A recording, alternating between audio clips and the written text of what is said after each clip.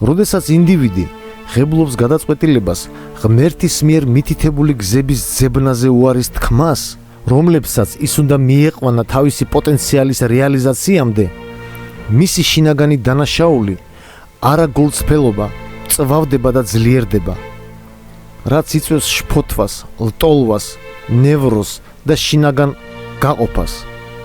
მიუხედავად იმისა, რომ სიამაყემ შეიძლება ხელი შეუშალოს ადამიანს ამ განხეთქილების აღიარებაში, ქვეცნობიერ დონეზე მთელი მისი ცხოვრება იხდის ფას ამ შინაგანი აგონიის გამო.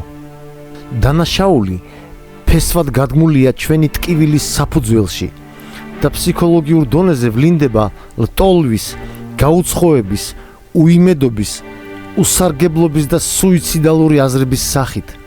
ყველაზე ეფექტური თერაპია არ იქნება ის, რომელიც ყურადღებას ამახვილებს არაჭეშმარიტ მტკიცებულებებზე, სრულიად თავისუფალ ნებაზე ან სოციალურ პარამეტრებზე, არამედ ის, რომელიც ხელს შეუწყობს ჩვენი არსებობის დამახინჯების მიზეზის ამოცნობას და გააძლიერებს ჩვენს კავშირს ჩვენს ჭეშმარიტ არსებასთან.